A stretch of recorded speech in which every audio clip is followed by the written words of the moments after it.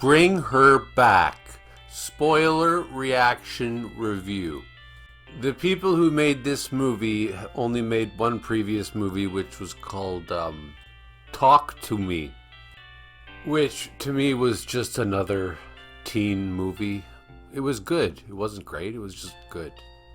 It's an A24 movie, and it's an hour and 40 minutes. And it's an Australian movie.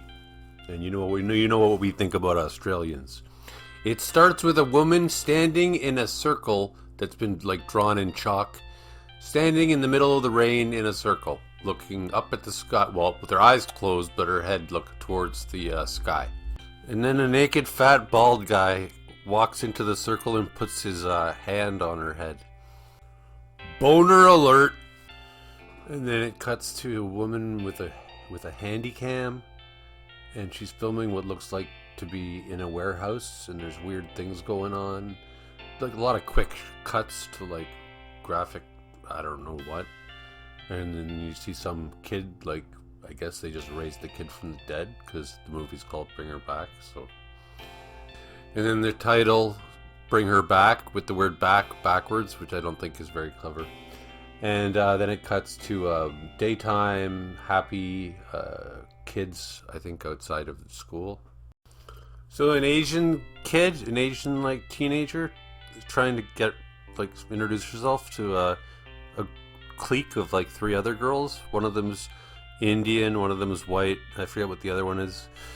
And then her stepbrother helps her away because she's got something wrong with her eye. The Asian girl has like a weird eye thing going on. I don't know what the hell's going on with her. And she has to maybe she's blind or something because the stepbrother's holding her by the arm, and he looks back at the girls and they're making fun of her. They're imitating her eyes, the way she's looking around. Yeah, it's pretty weird. The Asian girl, her right eye goes back and forth and up and down like really, really fast, while her left eye just stays straight. Actually, I heard that living in Australia makes one of your eyes move around really fast. They go home and they find their dad, and he's lying down. He's lying on the floor in the bathroom, naked, and he's got orange goo on him, on his around his neck. And the girl's obviously blind because she doesn't know anything until she feels them. So then we go to the woman that's saying that they found them a foster mother named Laura, and the Asian girl says that she explains about her eyesight that she can see bright colors and shapes, and that's about it. Oh, but they're moving the boy into a different foster parents, so they're splitting them up, and they're not happy about that.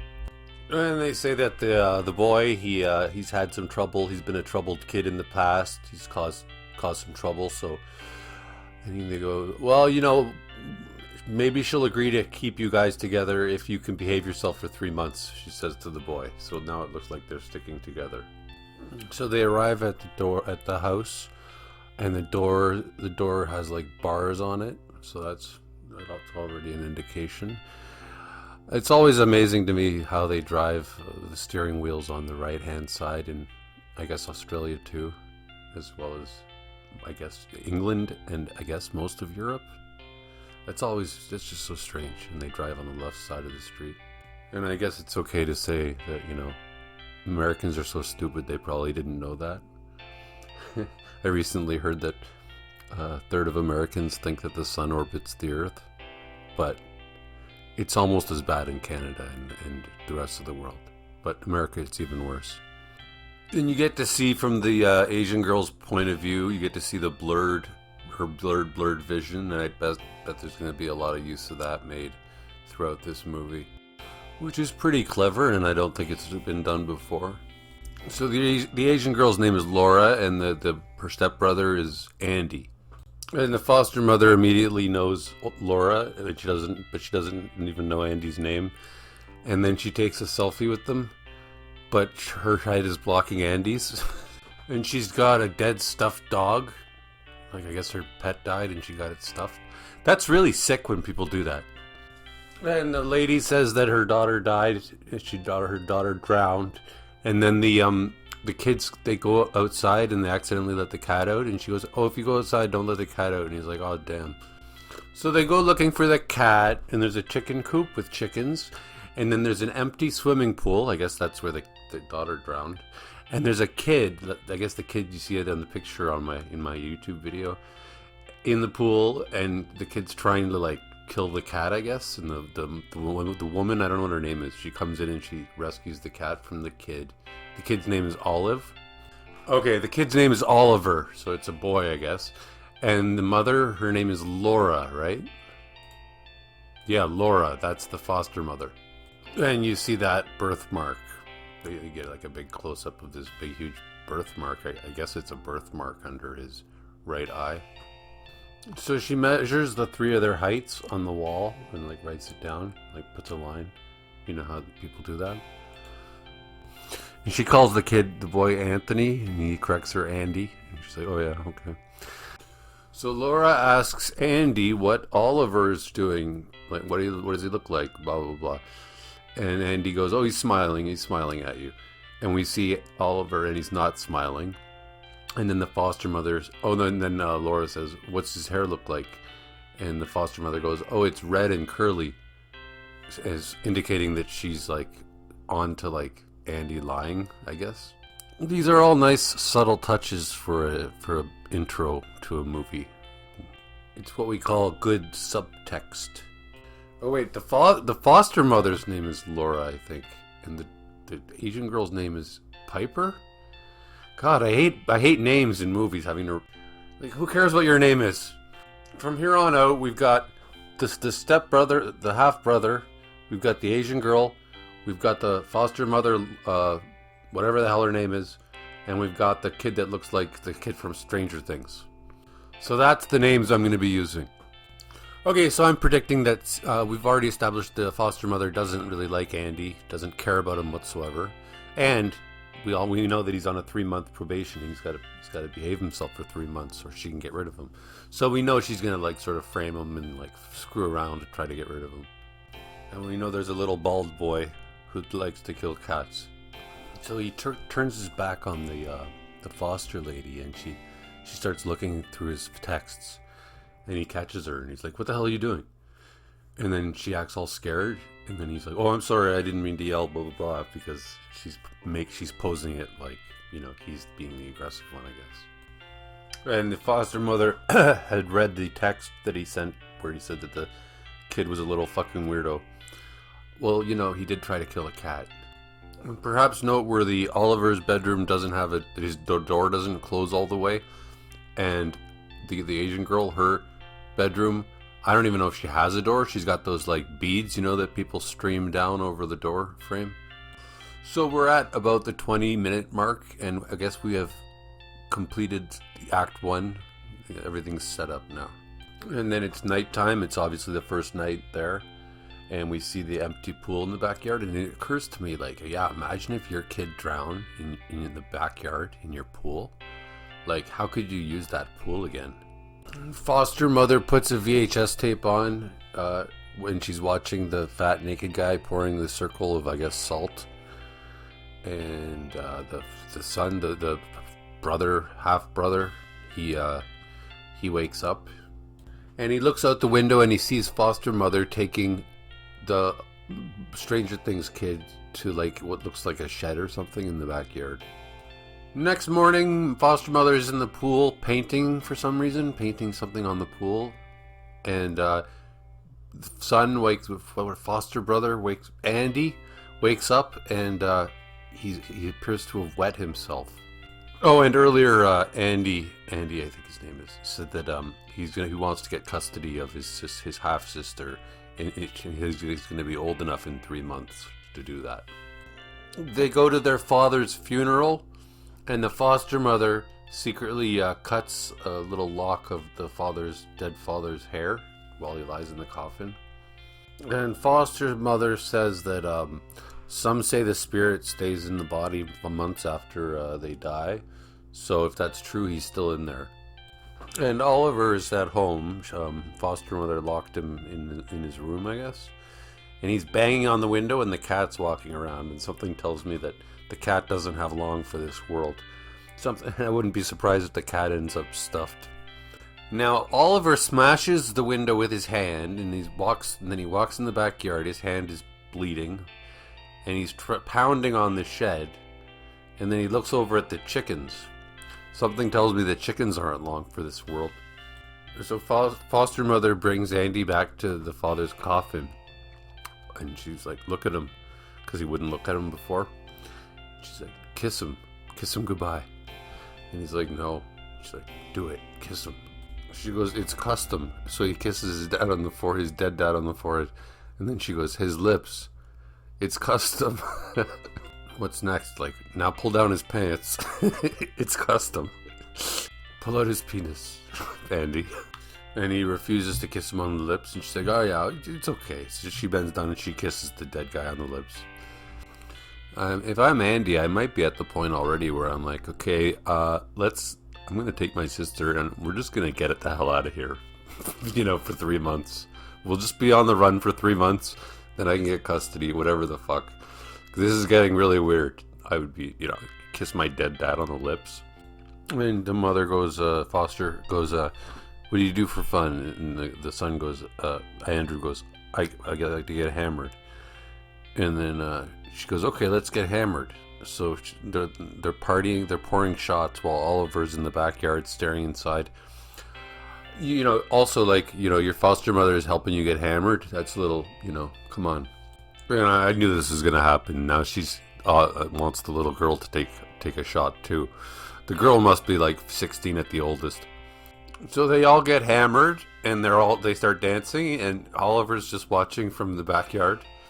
So now Asian girl Piper is crashed, and foster mother and Andy are having a heart-to-heart, and he's like, how did you cope with losing your daughter? And she goes, I didn't cope, and I used to stay at the cemetery and blah blah blah. And she's like, oh, I'd give anything to hear her call me mom one more time. And I'm like, oh, cry me a liver. We all have to deal with our little daughters dying at a young age. Okay, get over it. So Andy confesses that his father used to hit him, and that Piper was always the favorite. And I'm like, Andy, don't be such a wimp. Every father beats their son. And I gotta point out, I mean, they're half brother and sister. She is full Asian. He is full white. They do not look like half siblings at all. I'm really, really sick of people being cast as like brother and sister, father and daughter, who look nothing like each other. Not even ethnically, but like just physically.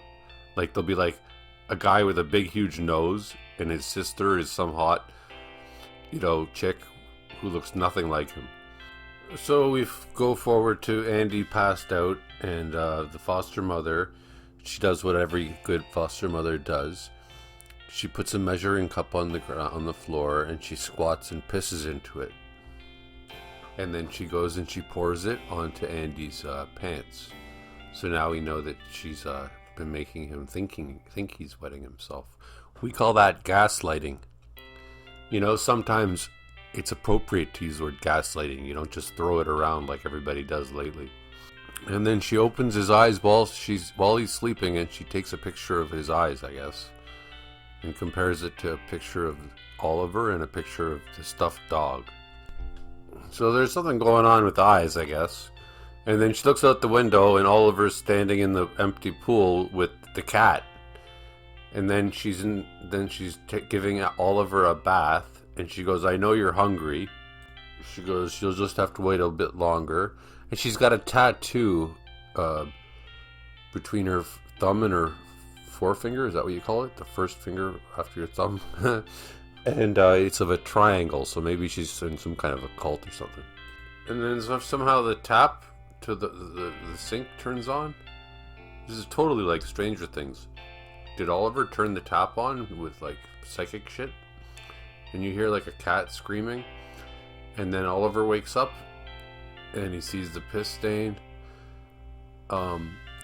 I had a girl do that to me once. Uh, we were drinking, and I wake up, and she looks at me, and she goes, "Justin, you wet the bed." And I'm like, "What?" And I look, and the piss stain was exactly where she was sleeping, not where I was sleeping. But it took me an hour to realize that she lied. She said I pissed the bed when she did. And I'm sorry, when you're an adult and you're pissing yourself, or even a teenager, there's something, you got some problems. That's like proven. But then we go to the next day and the cat's still alive, so I guess the cat's okay. I was afraid the cat was going to be dead. I have a cat. I really don't like seeing cats getting killed or dead. As opposed to dogs. I love seeing dogs being killed and dead. So foster mother and Asian girl Piper, they go for an excursion, so they leave. So it's just Andy and the Stranger Things kid.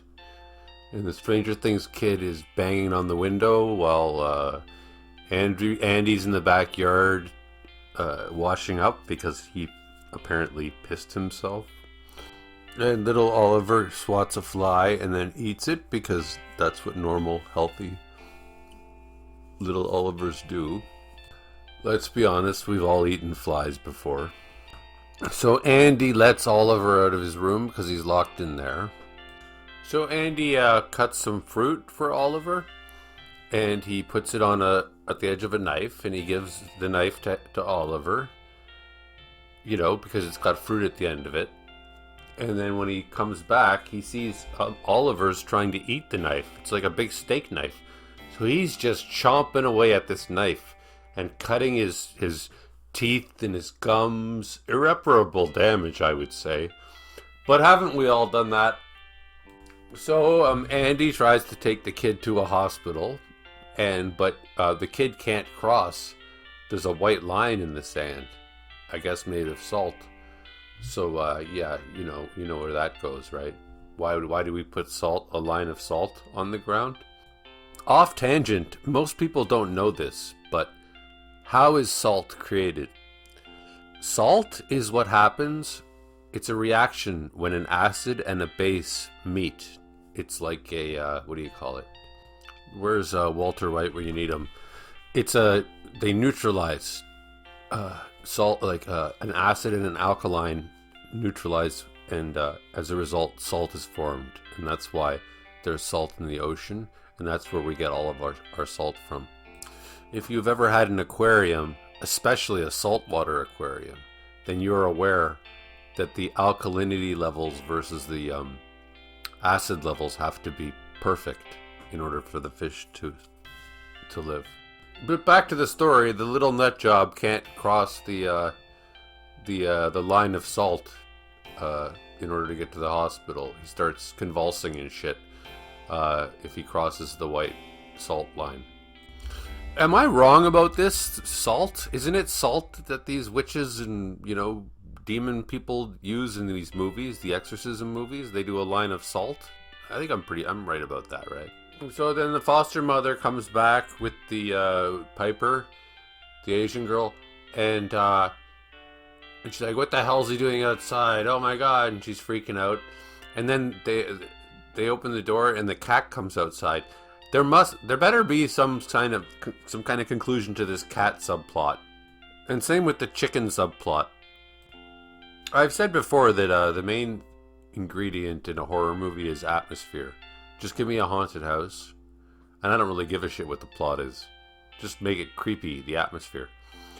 But also, horror movies, there's an element of mystery, like what's actually going on. And this movie does that very well, because I have no clue what's going on. And unlike dramas, it doesn't really matter in the end what's going on, because the atmosphere and the tension is what you come for. I've been saying for years that horror movies are going to make a huge revival, and that there has not been a masterpiece, a horror movie masterpiece made yet. Some people would say The Shining, and I would say that they're stupid. But there's a masterpiece just waiting to be made of a horror movie. Vampires are dead. Like, there's been too many vampire movies. I hate zombie movies. I think there's a lot to be done with witches. And ghosts are always going to be cool. I don't think that'll ever get stale. If I was Andy, I'd be like, well, now I've seen everything. I mean, it isn't every day you see a kid eating a knife. Oh, and it turns out that before little Oliver decided to eat a knife for dinner, he wrote with a pencil, he wrote the word bird on a piece of paper.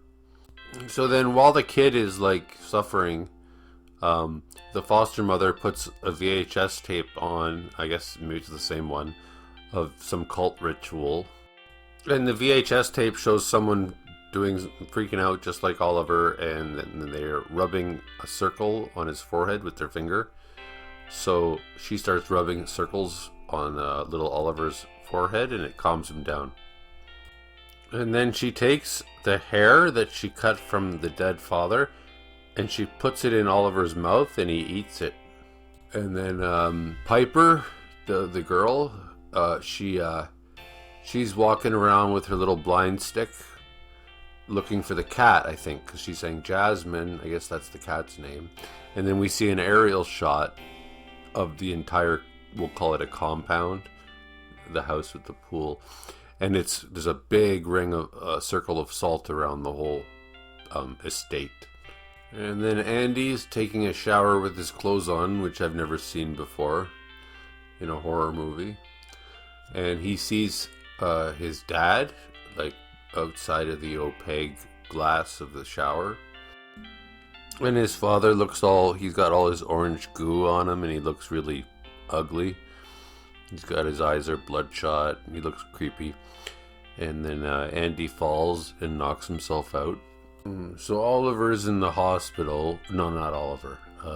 Andy is in the hospital because he got a concussion.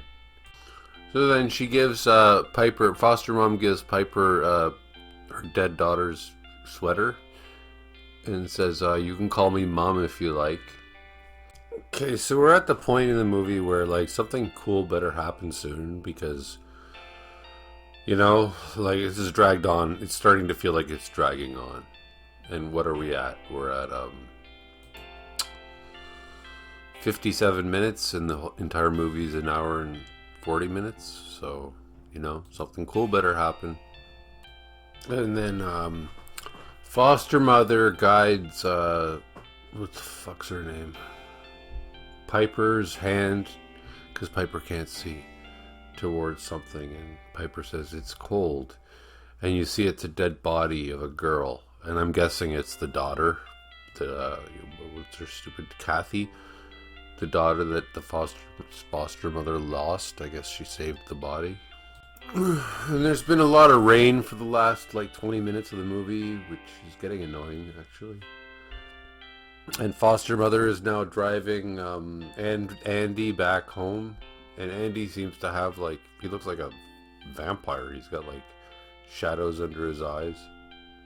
And then foster mother is drawing circles on Oliver's head while she watches a VHS tape where it says, mimic the dead, and it shows like people eating people and people being hanged, and purge soul into new body. Okay. And then Piper is sleeping, and foster mother comes into her bedroom, and she just punches her in the head while she's sleeping. I laugh because this is like, I hope this is very random, and I hope this stuff ties together by the end. I'm still wondering about the subplot about the cat and the chickens. And then wicked old foster mother says that it was Andy that hit her because she's got a big black eye. He's like, yeah, you're abusive just like your father. He hit you, so you hit her. But Piper ain't buying it. She's saying, I know it wasn't you. But then there's a bunch of drama where they're physical with each other, foster mom and Andy. And it looks to the girl that, you know, Piper, who can't see, sounds like he's the one being violent. So, like an idiot, she takes the foster mother's side, and Andy drives away. I'm sorry, you don't stick with the foster mother that you've only known for 3 days. over your stepbrother who you've known like probably for years. So little Andy dude goes to the police station, or not the police station. He goes to like the, the go-between who puts people in housing. She goes to that, Wendy is her name, the one that put them into that foster house. And he sees on a, what do they call it? Like a cork board, I forget what they're called. He sees something missing, and it shows a picture of Oliver, and it's missing, and his name isn't Oliver, it's something else. So Andy, the little detective, realizes that, all is not what it seems. So poor innocent Andy is pleading with the, child custody person. And saying, oh yeah, this woman, this foster lady's a fucking nut. And she's like, well, she's worked here for 20 years. She would never hurt anybody. So now I'm predicting that this child custody worker's in on it. She's a member of this cult. And then foster mom sees Oliver, or Stranger Things 11, trashing the kitchen and just like going crazy. And Oliver bites a chunk out of foster mother's arm. So then little Oliver decides to try to eat the table. So he basically breaks all of his teeth eating the side of the table, and he's like chewing on the wood. I understand why people think this is like too much, because you don't really want to see children obliterated. This is one of the reasons why my one complaint about that movie by the guy that made Midsummer, I forget what it was called, Hereditary, where they had like a little girl that was decapitated, and it was just like, okay, that's too much. I don't like seeing children getting killed in horror movies. That's too far. Oh, and then I guess the table was the appetizer. So the main course is Oliver starts eating his arm. He just starts biting chunks out of his arm and eating it, which is it's a normal thing. We've all done it. Come on, let's be honest. And then foster mother leads Oliver to the dead body of, I guess it's her daughter. And he climbs in the coffin. Or no, it's not a coffin, it's like a freezer. And I guess he's like eating the dead body. I'm not sure.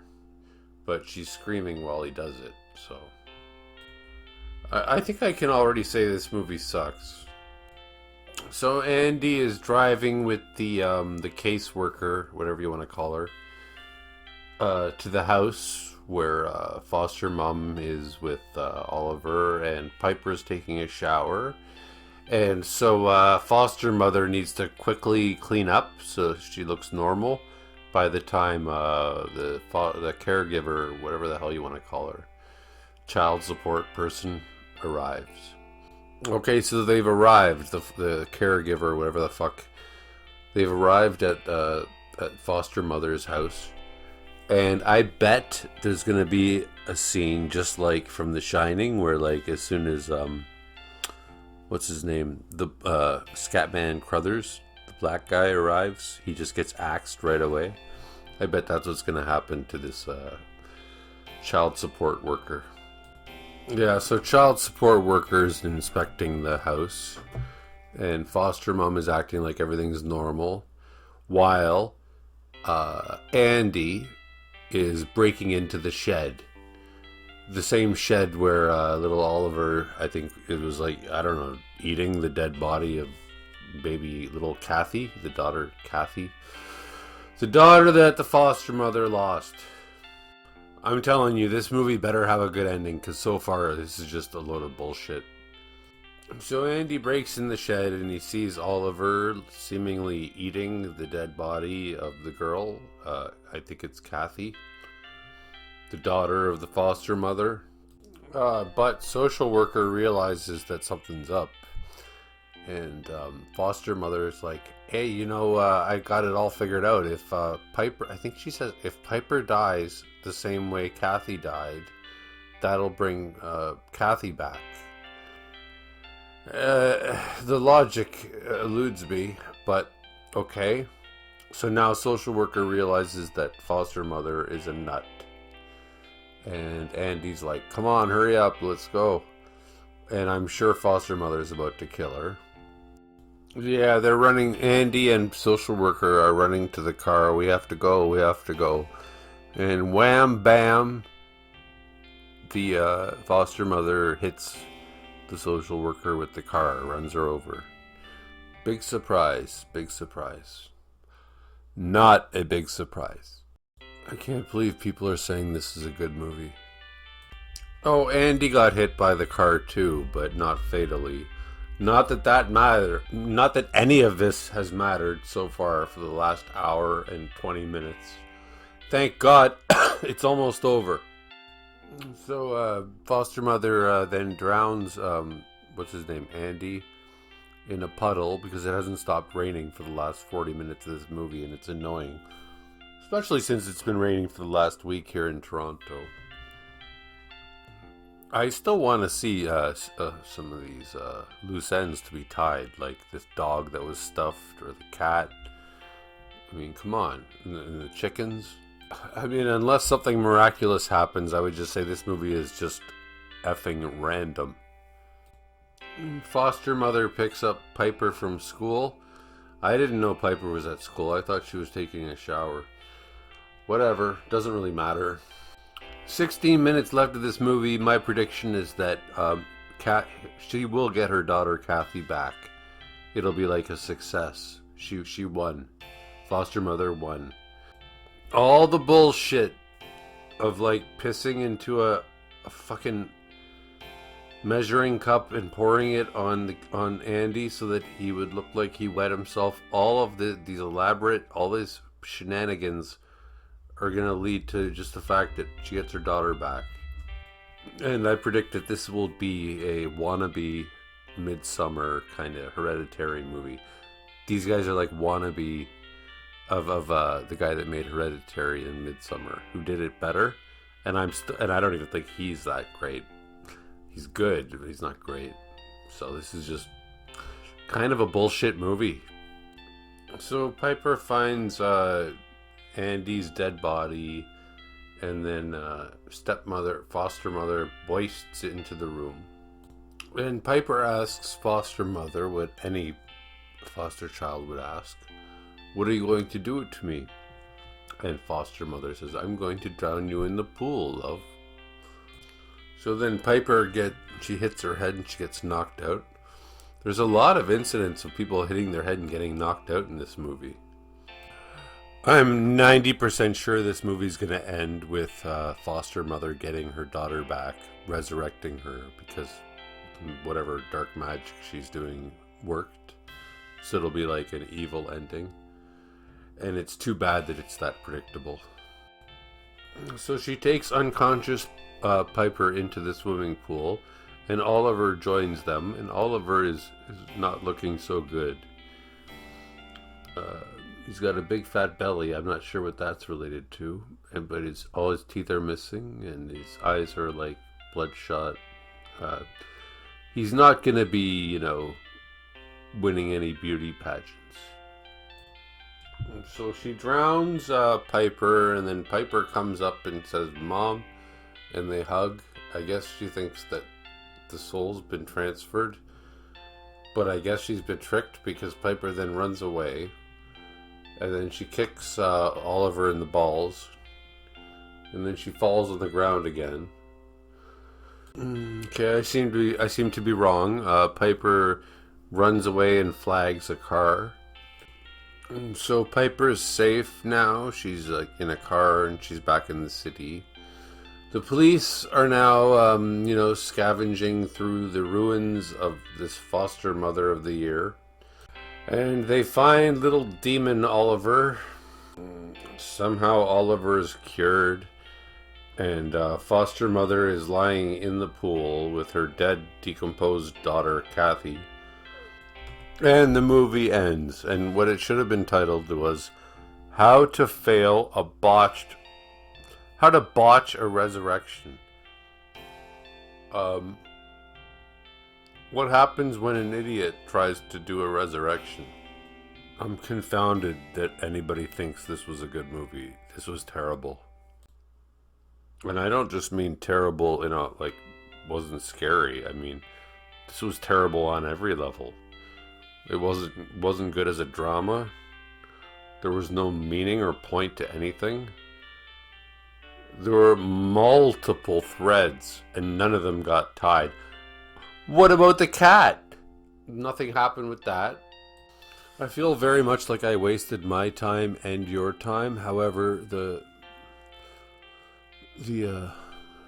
ray of sunshine behind the clouds is that watching this video is better than watching this movie.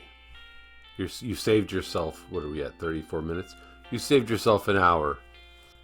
And it's a movie like this that is a good litmus test, kind of like David Lynch, where anybody who says this is a good movie, you know that they're an idiot.